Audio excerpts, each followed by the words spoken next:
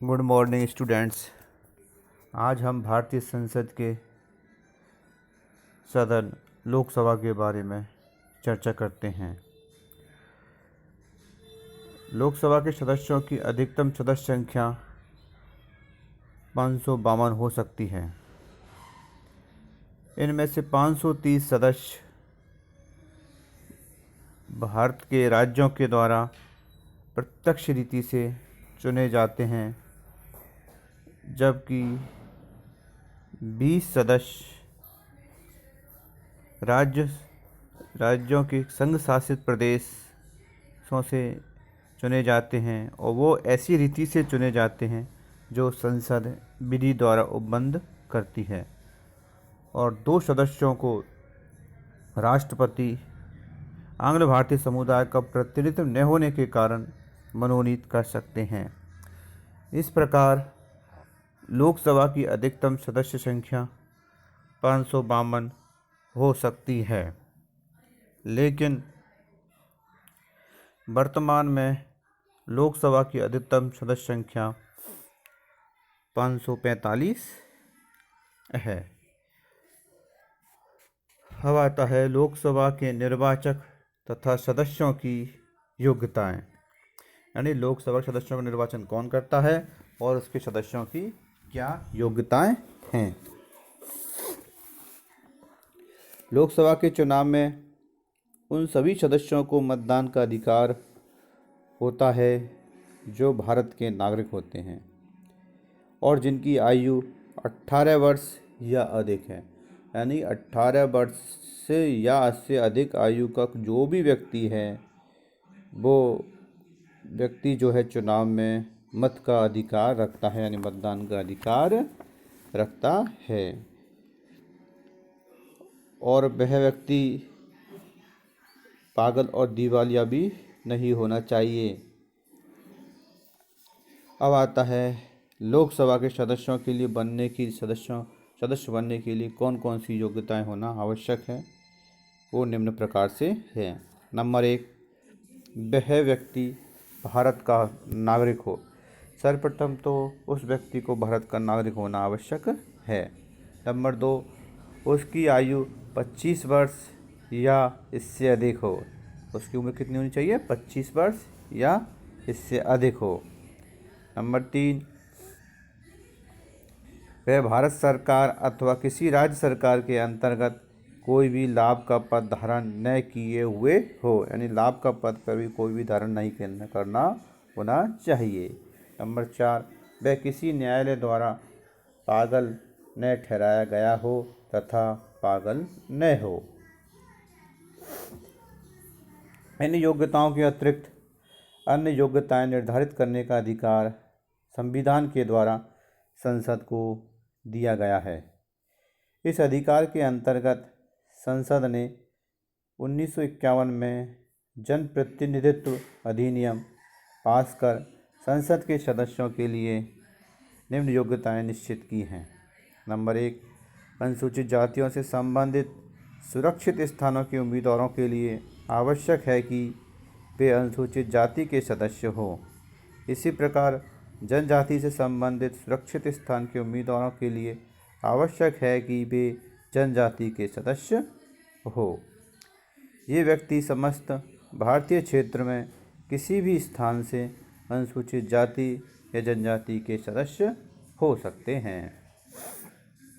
Number 2, Assam की जनजातियों के लिए सुरक्षित स्थान के उम्मीदवार बनने हेतु उसी जनजाति का होना और उस संसदीय निर्वाचन क्षेत्र या उस जिले के किसी अन्य निर्वाचन क्षेत्र का निर्वाचक होना भी आवश्यक है।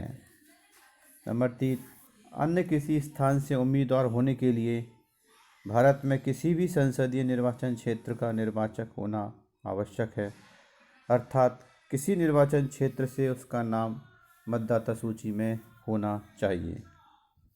नंबर 4, निर्वाचन संबंधी अपराध के लिए दोषी पाए गए व्यक्ति को निर्वाचन आयोग द्वारा एक निश्चित समय अथवा जीवन भर के लिए संसद का चुनाव लड़ने के लिए अयोग्य घोषित किया जा सकता है।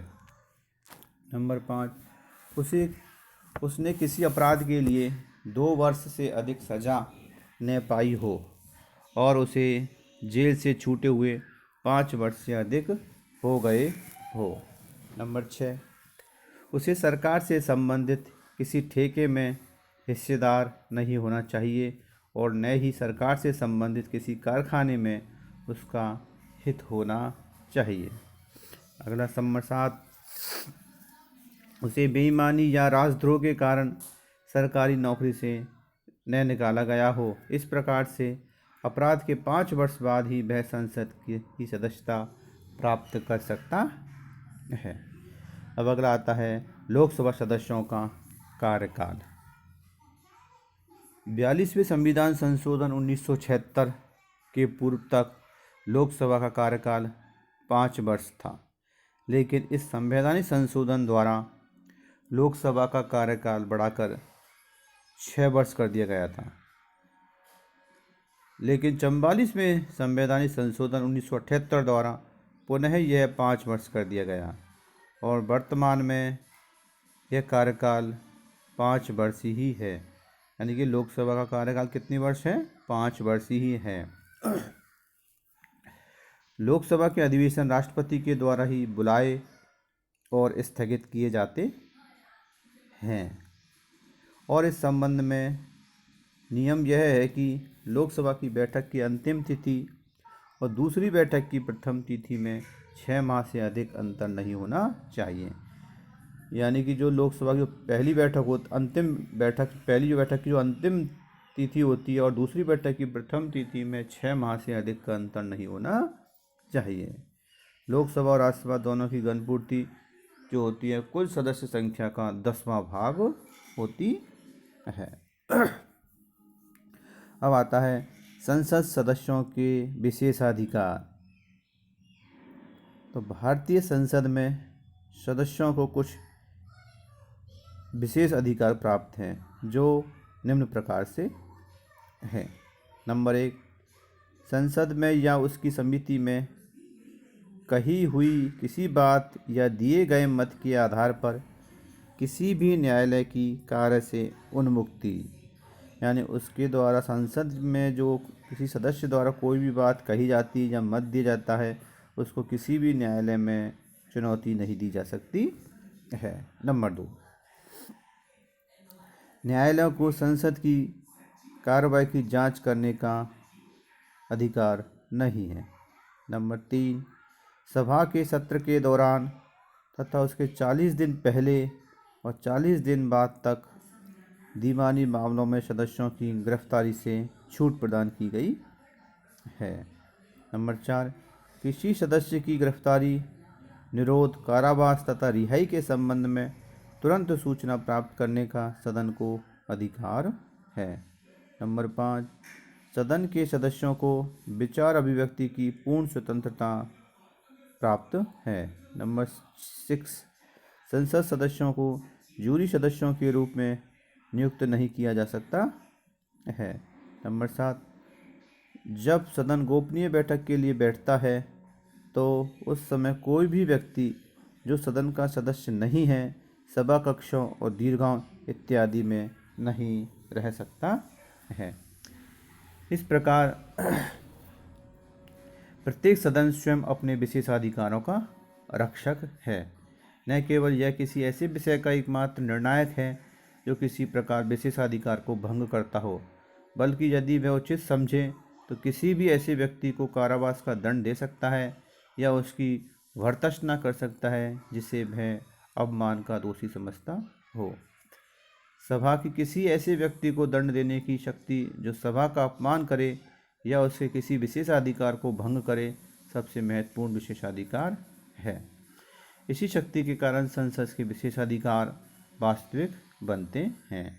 इस प्रकार आज हमने लोकसभा का सामान्य परिचय, उसके सदस्यों की योग्यताएं और उसके कार्यकाल कितना होता है और संसद सदस्यों को प्राप्त विशेषाधिकार का पर चर्चा की है। धन्यवाद।